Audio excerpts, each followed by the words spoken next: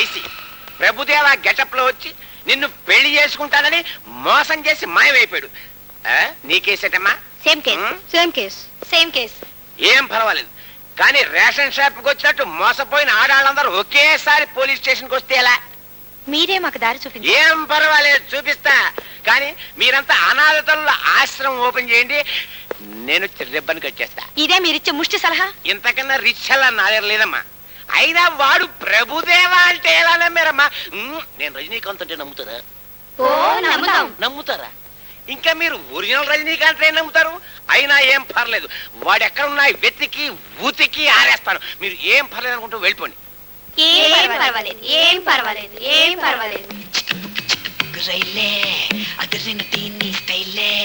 చక్కనైన ఫిగరే ఇది ఓకే అంటే కుబులే. అదిరిన దీన్ని స్టైలే, చక్కనైన ఫిగరే ఇది ఓకే అంటే కుబులే.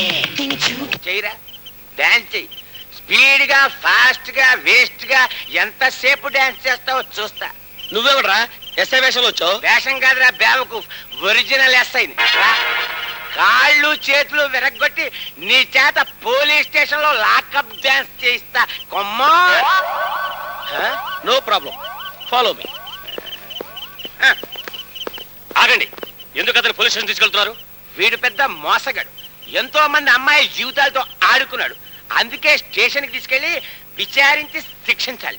విచారించడానికి శిక్షించడానికి మీరెవరు? అన్నిటికీ ఈ ఊర్లో పుట్టరాయుడు గారు ఉన్నారు. పుట్టిరాయుడా? ఆ హూ ఈజ్ హి?